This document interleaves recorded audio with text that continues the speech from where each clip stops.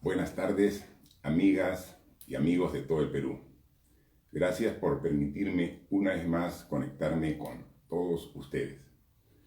Hoy día nos encontramos en nuestra casa, en mi hogar, porque como todos ustedes saben, estoy cumpliendo una cuarentena, estoy en aislamiento, porque desde hace 2 semanas,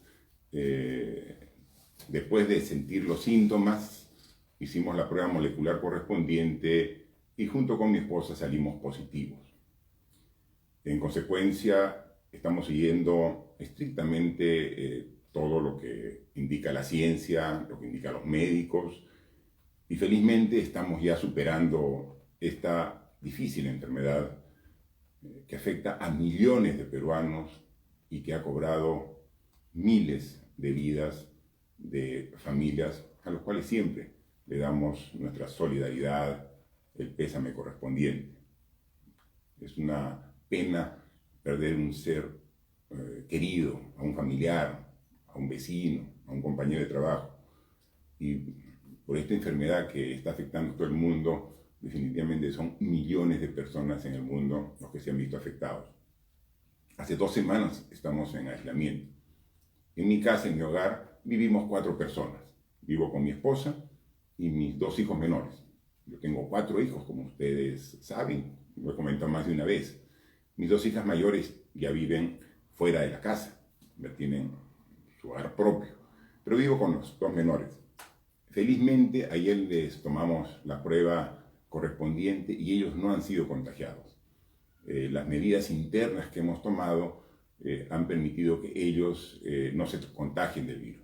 Son 2 jóvenes, uno de 15 años y una señorita de 21 años, los que viven con nosotros y felizmente no han sido contagiados, y esperemos que hasta que superemos completamente no se contagien.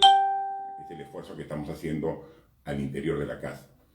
Pero yo quiero aprovechar esta oportunidad para agradecer todas las muestras de cariño, el respaldo que he recibido en estas 2 semanas, de los familiares, de los amigos y de mucha gente que no conozco, pero que me dice que estamos en sus oraciones, que nos dan las energías positivas.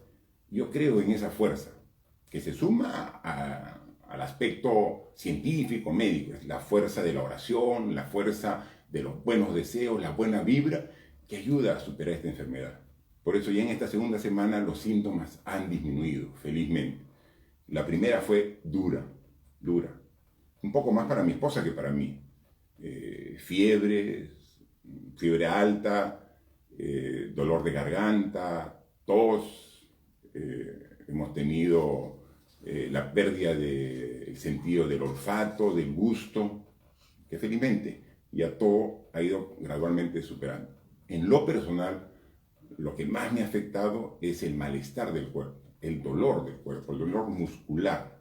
Yo he estado 2 a 3 días donde prácticamente no me podía mover del dolor que tenía. Era un dolor muy fuerte desde el cabello hasta la planta de los pies.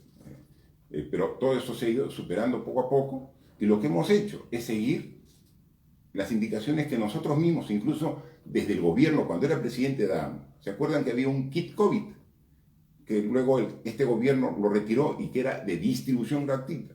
Ese kit COVID es el que nosotros nos hemos administrado y es lo que de alguna manera ha paliado las consecuencias de la enfermedad, ¿no?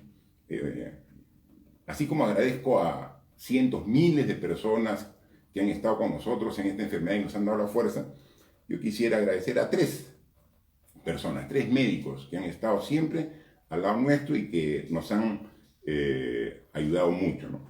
Uno de ellos es el médico Raúl Palomino, que tiene una clínica Repromedic aquí en Jesús María y quien nos ha monitoreado en todo este proceso, es decir, cómo empezó la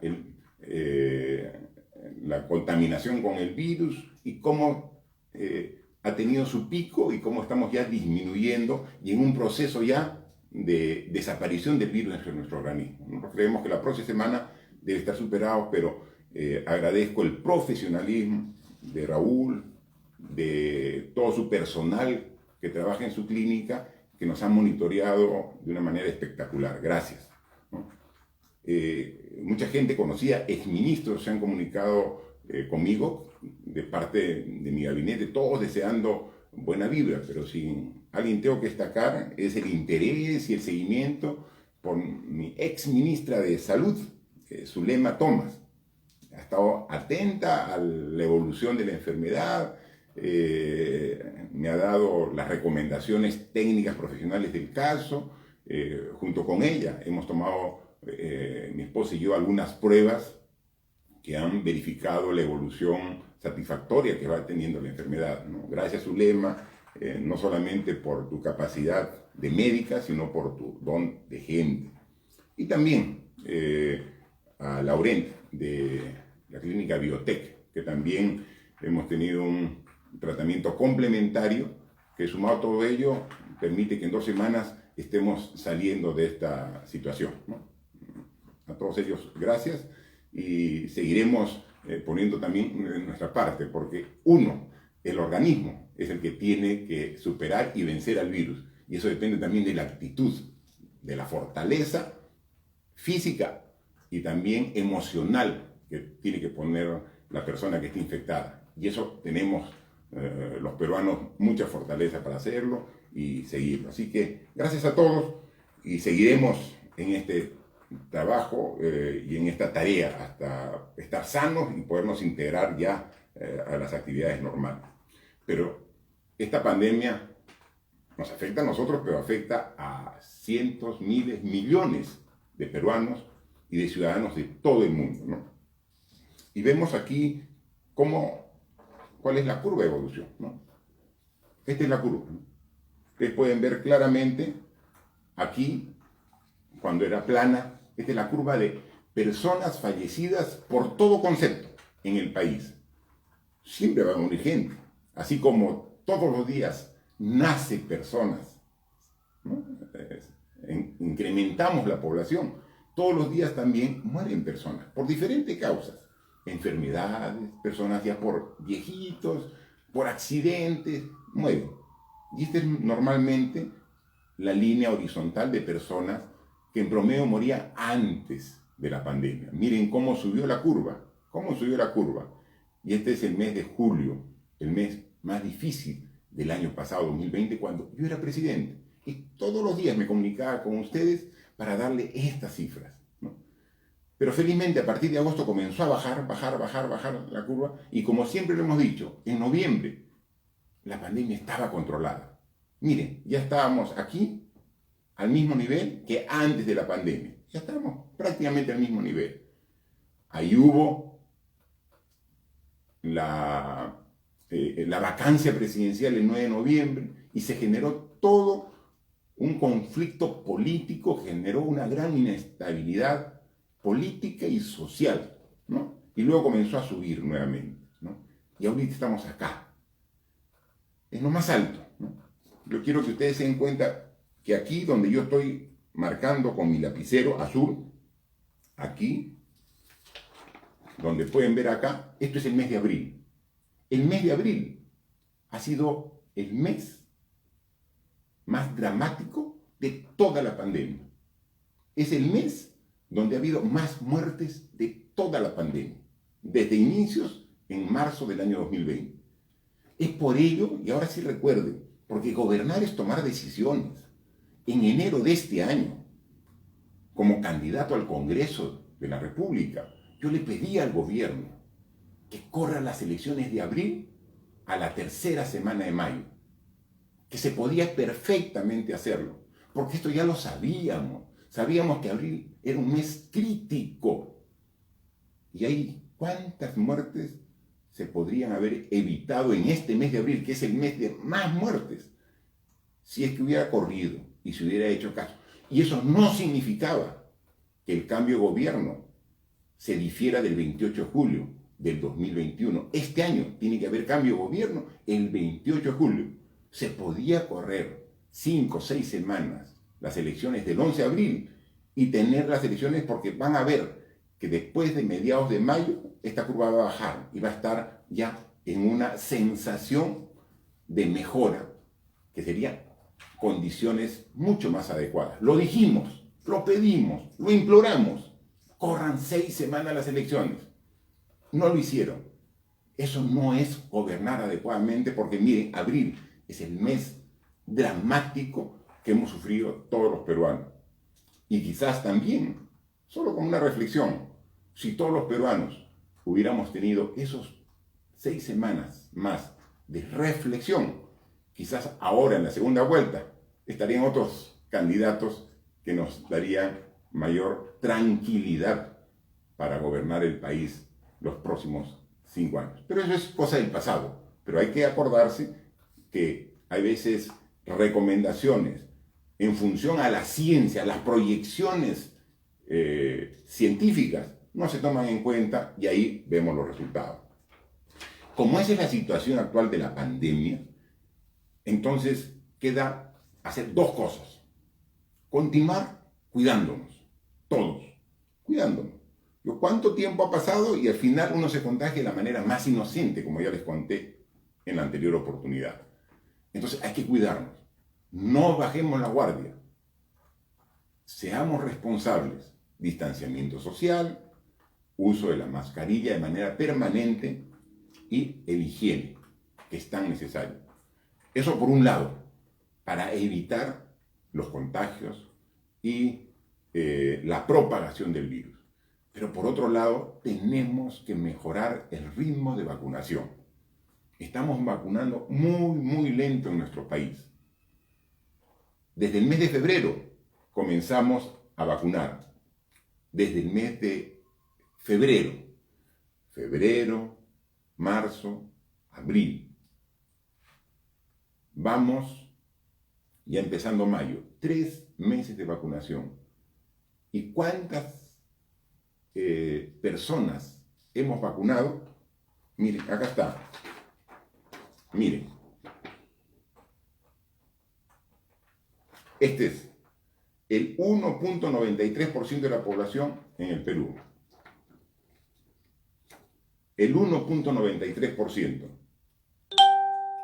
Países como Chile ya han vacunado más de 1/3 de la población, 36%. Uruguay, más del 20%.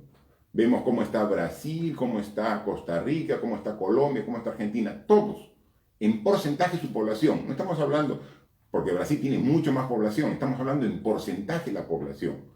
Entonces, el avance está muy lento.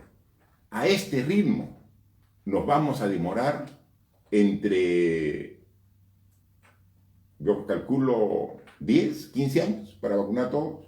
Yo estoy seguro que no vamos a continuar este ritmo, pero a este ritmo nos demoramos más de 10 años en vacunar a la población. Y acá tengo el cuadro de la semana pasada, miren. La semana pasada, mira aquí, y recuerden que lo resalté, Perú. Creo que hay una bulla por ahí. Sí, por favor. Perú, 1.81%. La semana pasada. 1.81%. A este jueves, 1.93% en una semana. ¿Cuánto hemos aumentado? 0.12%. Y comparamos con otros países. Miren, los países que están más adelantados en vacunación con nosotros. ¿Cuál es el porcentaje de avance semanal de la vacunación? Uruguay está vacunando más o menos al 3.4% de su población por semana. Chile está vacunando al 2.3% de su población por semana. Perú, ¿cuánto estamos vacunando por semana? El 0.12%. 0.12%.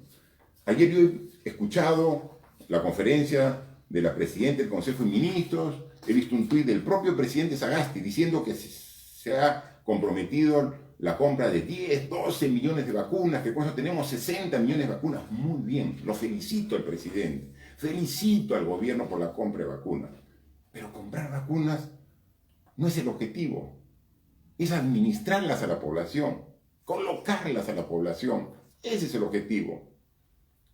Conozco personas que incluso desesperadas están trayendo a sus padres ancianos desde el interior del país a Lima porque las vacunas no están llegando a las regiones alejadas. Y entonces en su desesperación traen a Lima y ven que también aquí hay problemas para vacunar. Miren, vacunación completa en el Perú, es decir, las 2 dosis, 1.93% en 3 meses. Entonces, compremos muy bien, felicitaciones al gobierno, pero administrémoslas, coloquémoslas, para que realmente podamos proteger en base a la inmunización a todos los peruanos. Un esfuerzo adicional, sentido de urgencia, eso es lo que necesitamos. Y así sigamos mejorando y avanzando. Quiero comentarles también sobre un tema referido a las elecciones, ¿no? Ustedes recuerdan que el 11 de abril en las elecciones yo participé siendo candidato por Lima. Agradezco una vez más a los miles de ciudadanos que vieron en mí su candidato, su representante en el Congreso. Son más de 200.000 ciudadanos, hombres y mujeres, quienes han respaldado con su voto mi candidatura. Más de 200.000. A nivel nacional ha habido más de 3.000 candidatos al Congreso. Yo, gracias al respaldo y apoyo de la población, he sido el candidato al Congreso con la más alta votación. Más de 200.000 votos. Adicionalmente a ello, entrando al detalle, más de 30 distritos de Lima han votado mayoritariamente por la alternativa de Martín Vizcarra. Yo le agradezco. Principalmente los distritos más grandes y más populosos de Lima. Más de 30 distritos donde el candidato Martín Vizcarra ha tenido el primer lugar en la preferencia de los electores. Gracias. Pero miren lo que es la democracia. La población mayoritariamente dice: Martín, quiero que tú seas mi candidato. Y el Congreso, sin prueba alguna, 5 días después de las elecciones, me inhabilita para ejercer el cargo. Es decir, no le interesa la opinión de la población, porque sin prueba, sin sentencia, sin darme la oportunidad del derecho de defensa, no hablé, yo no he hablado en la subcomisión de acusaciones constitucionales, no me han dado oportunidad de ir al pleno para sustentar mi posición, sin escuchar al acusado. Sentencia. Este Congreso totalmente desacreditado, ¿no? Entonces, lo que yo he dicho, que vamos a ir a las instancias que correspondan. Primero al interior del país, es decir, las instituciones de nuestro país, y luego las instituciones internacionales, para hacer prevalecer mi derecho. La democracia ha permitido que a través de las elecciones el pueblo me elija como su congresista con la votación más alta. Y no puede ser que 90 personas ilegítimas que ya no representan al pueblo pretendan quitarme ese derecho constitucional porque no han respetado el debido proceso para inhabilitarme. Tenemos plena confianza que el juzgado constitucional correspondiente, actuando con objetividad e imparcialidad, va a revocar esa medida, y también lo propio la Corte Interamericana de Derechos Humanos, a la cual también vamos a recurrir. Solamente quiero llamar la atención que justicia que tarda no es justicia. Y entonces, habiendo presentado el 5 de abril una acción de amparo ante el juzgado constitucional, y luego, después que el Pleno votó el 16 por mi inhabilitación, el 22 de abril amplié la demanda de amparo, me parece sumamente extraño que, a pesar del tiempo transcurrido y siendo el tema de tal importancia, el Poder Judicial, a través de estos funcionarios, no hayan dado trámite a el documento que he presentado. Verifiqué a través de mis abogados y me dicen que mi acción de amparo está en la mesa de partes, ahí, durmiendo el sueño de los justos. Está ahí la acción de amparo. O sea, no ha llegado donde la jueza, no lo han tramitado. Y entonces, el día de ayer, como corresponde en estos casos, yo tengo que respetar mi derecho. He presentado una queja funcional contra los magistrados y los secretarios judiciales responsables de esta inacción. Ante la ODEGMA hemos presentado por frustrar y o retrasar injustificadamente la realización de actos procesales. Miren, desde el 5 de abril, el primer amparo y la ampliación del 22 de abril, ahí, guardadito en mesa de partes, sin ningún trámite. Y me han respondido, no sé, han pasado un tuit respondiendo, donde dice que no se ha visto esto porque la jueza estuvo de vacaciones y que quien se quedó no le habían pasado el encargo y en consecuencia no se puede ver, pues porque hay licencia, o sea, una justificación que realmente deja mucho que desear. Esperemos que pueda verse y tratarse con objetividad, no vaya a ser que la queja, el hecho de reclamo, genere una animación. Lo único que queremos es justicia, y eso es lo que estamos pidiendo. Yo sé que el Poder Judicial tiene gente proba, gente competente, gente que trabaja a favor del Perú, pero también yo sé que existe gente la otra. Recuerden los hermanitos, recuerden. No vaya a ser que todavía algún tentáculo de esas personas indeseables que están claramente identificadas en el Poder Judicial todavía esté actuando para retener los trámites y evitar que se actúe como pedimos, solamente respetando la ley y la Constitución. Es todo lo que pedimos. No pedimos ningún trato preferencial. Como todo ciudadano, pedimos el respeto estricto de la ley. Y eso lo hemos hecho a través de una demanda ante la ODEGMA y esperemos que así se actúe, ¿no? Es lamentable que tengamos que recurrir a este tipo de acciones cuando la justicia debería fluir de manera natural para todos los ciudadanos, ¿no?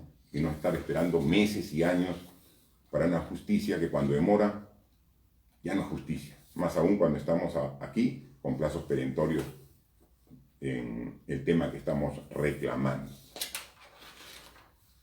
Y luego también quisiera hablar sobre la segunda vuelta. Hoy día estamos a 6 de mayo y la segunda vuelta va a ser el domingo 6 de junio. Es decir, estamos exactamente a un mes de las elecciones donde todos los peruanos vamos a elegir nuestro próximo presidente o presidenta. ¿De quién depende? De nosotros, de todos, de ustedes. De todos depende quién va a ser el próximo conductor de las riendas del país. Y como ya les dije, y los tengo aquí las cifras, de los 25 millones de votantes hábiles que tiene el país, en la primera vuelta, sumando los votos de Castillo y de Fujimori, son 4.680.000 aproximadamente. Quiere decir que hay más de 20 millones de ciudadanos votantes hábiles que no votó por ninguno. Entonces, la decisión está en todos los ciudadanos que no optando por Fujimori ni por Castillo en la primera vuelta, ahora tienen la responsabilidad de definir quién va a ser nuestro próximo presidente o presidenta. Porque hay los dos candidatos, un varón y una dama. Y estuvimos atentos al debate que se llevó a cabo en Chota. Primero, quiero decir, qué bien que los peruanos seamos conscientes de que el Perú es mucho más que Lima. El Perú es costa, sierra y selva, es una multiculturalidad riquísima, donde podemos ver la riqueza de nuestro país distribuida en todas sus regiones. Y estar en Chota me parece extraordinario, como podríamos estar en cualquier otro de los más de 180 provincias que tiene el país. Y constatar que existe personal calificado que puede mantener un debate en orden, respetando la objetividad e independencia, con dos periodistas de ahí de la región, de Cajamarca, que demostraron que tienen una excelente preparación. Yo escucho muchas veces de que fuera de la capital hay muy poca capacidad. Absolutamente demostrado que existe profesionales del más alto nivel distribuidos en todo el Perú. Lo que pasa es que no se les da la oportunidad. Y ahí lo demostraron. Un manejo impecable del proceso. Entonces, en el sitio del debate, excelente. En la moderación y la conducción, excelente. En las propuestas, mucho que desear. Yo creo que en este mes que falta para las elecciones, ambos candidatos deben esforzarse en dar propuestas claras. Ambos candidatos deben poner su esfuerzo en aterrizar las propuestas. Yo voy a comentar solamente 3 propuestas que han hecho para que vean la serie de deficiencias y desconocimiento en temas que tienen los candidatos y que no puede ser que estén tentando a la presidencia de la República y tengan este tipo de deficiencias, ¿no? Uno referido, por ejemplo, a cómo voy a repartir el presupuesto. Y ambos dicen, no, la educación y la salud son sectores claves y estratégicos para el desarrollo del Perú o de cualquier país, de cualquier sociedad. Ninguna sociedad va a desarrollar sin una buena educación y sin una buena salud. En eso estamos todos de acuerdo. ¿Quién en el Perú podría estar en desacuerdo en apoyar la salud y la educación? Todos estamos de acuerdo. El diagnóstico, coincidimos. Pero ahí viene el festival de millones para decir cuánto voy a dar a cada uno. Y entonces encuentro confusiones en lo que significa el presupuesto general de la República con el PBI, el Producto Bruto Interno del país. Y mezclan las cifras como que fuera lo mismo. Es completamente diferente. El PBI, el Producto Bruto Interno del país, es todo lo que produce el país en un año, en bienes y servicios. Todo lo que produce el sector público, el sector privado, todo lo que se produce. Y eso hay que hacer esfuerzo cada año aumentarlo, ¿no?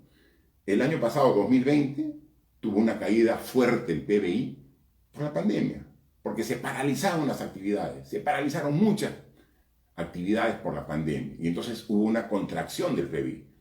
Y por rebote este año va a crecer todo lo que se dejó de crecer el año pasado, ¿no? Entonces va a haber un aumento del PBI. Es la producción. Pero yo no cuento con todo el PBI para hacer los proyectos y atender los sectores que uno quiere. Solamente yo cuento con lo que puedo recaudar, principalmente en impuestos. Esa es la principal fuente de financiamiento del presupuesto de la República. Entonces, para que tengan una idea, este año, 2020, el PBI del Perú se calcula aproximadamente en 770.000 millones de soles. Ese más o menos es el PBI del Perú. Es todo lo que va a producir en bienes y servicios el país a través del año 2020. En todo, en minería, en pesca, en agricultura, en turismo, en restaurantes, en textiles, todo, toda la producción es más o menos. Pero de ello, ¿cuánto disponemos en impuestos para el presupuesto general de la República? 183.000 millones de soles. Miren la diferencia. El PBI es 770.000 millones, pero el presupuesto general de la República, con la cual cuenta el Estado peruano para hacer las obras en el sector público, los proyectos, es de 183.000 millones, más o menos el 23%. Eso es lo que tenemos. No hay más. Podemos priorizar, podemos aumentar un poquito más, un poquito menos, pero no podemos. Es como el presupuesto en una casa. Si en una casa, sumando el sueldo del esposo, de la esposa, tenemos 5.000 soles, con eso tenemos que vivir. No podemos gastar más del presupuesto familiar. No se puede gastar más. Si gastas más, ya hay experiencias. Trae a la larga consecuencias negativas funestas. Tiene que haber equilibrio. Entonces, para este año, yo les doy las cifras, porque yo he sido parte de la elaboración del presupuesto 2020 para este año. 183.000 millones de soles es el presupuesto de la República. ¿Sabe cuánto de esos 183.000 están destinados para la salud? 21.000 millones. De los 183.000, 21.000 millones. ¿Y sabes cuánto para la educación? 33.000 millones. De los 183.000, entre salud y educación hay 54.000 millones. Una parte importante. Pero son 18 ministerios.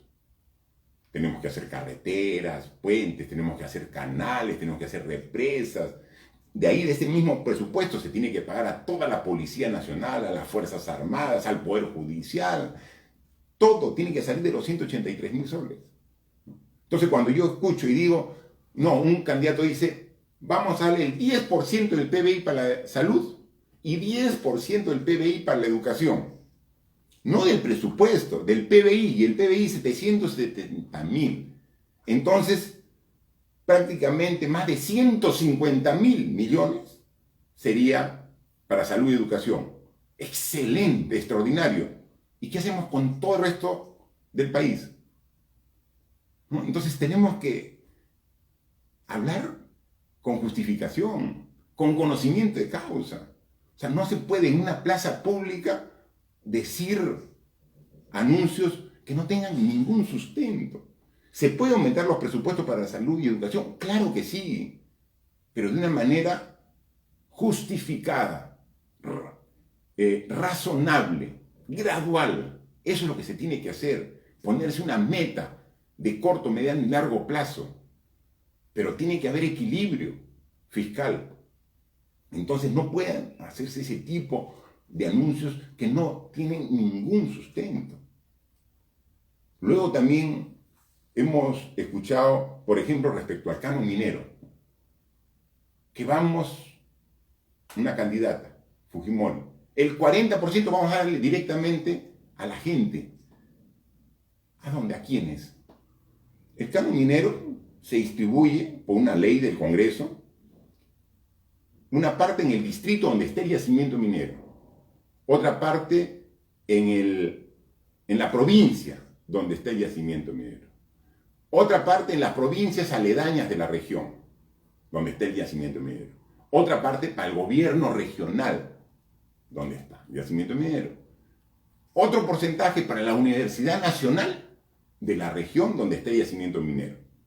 Así está distribuido el canon. Ya, yo le voy a quitar 40%. ¿Y le voy a dar a dónde? A las personas del distrito, de la provincia, de la región. ¿Y a quién se lo quito? ¿A la universidad? ¿Al gobierno regional? ¿Al municipio? Hay yacimientos mineros como el que está en la región de Cusco, en Antapacay, por ejemplo, donde se le ha dado parte de recursos económicos directos a la población. Y sin embargo, el nivel de desarrollo no necesariamente ha mejorado, el desarrollo humano. Es que ahora la pobreza no solamente puede ser considerada la pobreza monetaria. Ah, entonces te doy dinero y ya no eres pobre. Ya no. Los conceptos han variado y nuestros gobernantes deben saber eso. Ahora la pobreza es multidimensional. ¿Qué ganaría un comunero de un entorno, de una zona minera, tener dinero en el bolsillo y no tiene agua potable, no tiene desagüe, no tiene una escuela cerca, o si tiene la escuela, no tiene conexión a internet, no tiene la familia, una actividad productiva de crianza de camélidos, etcétera, algo que les genere ingresos. Les das el dinero, se lo gastan y siguen siendo igual de pobres. Entonces se tiene que cambiar, sí, hay que ver, pero no es te doy plata directamente, porque no ha funcionado. ¿Se tiene que mejorar la eficiencia de administración y uso del canon? Sí. ¿Se tiene que castigar la corrupción que existe? Claro, ejemplarmente. Pero no podemos, para tratar de revertir una situación, sacar propuestas que definitivamente no van a generar una mejora en el nivel de vida de esas personas, menos en el nivel de vida de los peruanos. Más aún si consideramos que a nivel nacional menos de la mitad de las regiones tienen canos, menos de la mitad de las regiones. Entonces, ¿qué vamos a hacer con el resto de regiones? Entonces, el tema no es tan simple como decir voy a regalar el 40% a las personas, porque con eso, con toda seguridad, no vamos a mejorar la situación de pobreza multidimensional que se encuentran esas personas, esos ciudadanos, y ahí es donde tenemos que enfocar. Por eso, propuestas concretas que nos aseguren una mejora en el nivel de vida de los peruanos. Por ahí también el candidato Castillo dijo, vamos a prohibir las importaciones de todo lo que se produzca en el Perú. Eso es imposible. En un mundo como el actual, donde interactuamos, lo que yo compro a un país, también vendo al mismo país. Entonces yo no puedo decir, por ejemplo, si tengo una sobreproducción de papa un año, entonces digo, como tengo mucha papa, prohíbo que se importe papa este año. Muy bien, qué bonito, ¿no? Pero yo tengo una producción de palta, o de mangos, o de limones, o de arándanos, que lo voy a vender al mismo país. ¿Usted cree que ese país me va a comprar? Va a decir, si tú prohibiste la importación de esos productos, yo te prohíbo la exportación de los otros. Y entonces dejamos a miles de productores aquí con sus cosechas porque prohibimos. No, hay otras formas de proteger al productor cuando hay problemas de sobreproducción. No prohibiendo la importación de productos. Esa no es la forma. Entonces, con ese tipo de propuestas, no vamos a mejorar el país. Entonces, yo lo que les pido a los candidatos es propuestas que sean racionales y que sean viables. Porque después vamos 5 años a lamentar que elegimos a un candidato que no dio las propuestas adecuadas y votamos por emotividad. Votamos simplemente por susto, por miedo, y eso no puede ser. Tenemos un mes para escuchar sus propuestas, pero propuestas que sean viables. Yo, como ciudadano, he quedado más confundido después de escuchar a los candidatos el día sábado en la Plaza de Armas de Chota. Espero que esta situación pueda revertirse escuchando las propuestas que en este mes den ambos para poder emitir un voto consciente en favor de todos los peruanos. Es lo que necesitamos. Necesitamos predictibilidad, confianza, necesitamos unidad. En esta segunda vuelta no vamos a elegir una persona, vamos a elegir los destinos del país. Y ese se va a poder alcanzar en la medida que trabajemos juntos, que concertemos, que dejemos los odios, que dejemos los rencores, escuchemos compromisos de que el Ejecutivo que elijamos va a trabajar con las fuerzas políticas, incluso las que discrepen de ellos. Escuchar de que van a trabajar sin confrontarse con el Congreso, coordinando con los gobiernos regionales y locales, con la sociedad civil organizada, escuchando al pueblo. Eso es lo que necesitamos, pero con propuestas viables, no con propuestas para la plaza pública sin el sustento correspondiente. Tenemos un mes. Ya se han pasado 3 semanas desde la primera vuelta. Por favor, no sigamos perdiendo el tiempo y sigamos viendo qué cosas ofrecemos, nos comprometemos para garantizar progreso y desarrollo de todos los peruanos de miras al Bicentenario. Por último, no quiero dejar pasar la oportunidad. Este domingo es el Día de la Madre. El Día de la Madre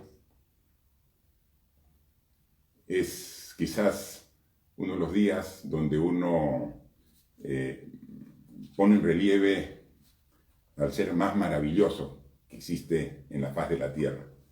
Yo lamentablemente ya no tengo a mi madre hace 7 años, ¿no? Y bueno, qué falta me hace. Pero hay muchos que sí la tienen. Quieran, atiendan a sus madres, a todas las madres.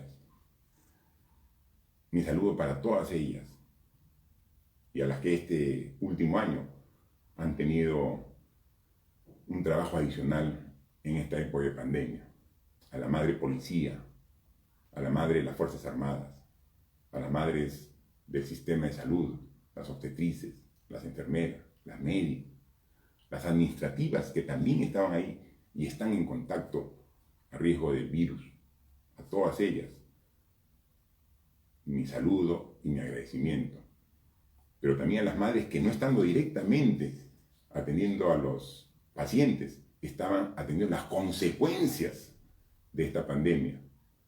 Me refiero a las madres de los clubes de madres, de las ollas comunes, que de manera espontánea y solidaria aparecieron en todos los distritos del país para atender el hambre que se generaba por esta pandemia. Yo estoy seguro que sin su esfuerzo, los estragos hubieran sido terribles, mucho peores de los que estamos sufriendo en esta pandemia. Una vez más han demostrado que no solamente tienen un gran e inmenso corazón, sino tienen entereza, fuerza para poder atender a las familias, a la sociedad en los momentos más difíciles. Muchas gracias a todas ustedes y las que tienen su madre en su entorno, no se confíen. No vaya a ser que el domingo terminen contagiando a la persona que más quieren. Guarden la distancia. La mejor manera de mostrar el amor es evitar que se contagie. Y hay que vacunarla lo más pronto posible para protegerla. Gracias y gracias también a todos ustedes por la paciencia de escucharme. Hay muchos temas que uno quisiera tocar, pero tampoco quiero abusar de su tiempo que es tan valioso. Muchas gracias. Hasta la próxima.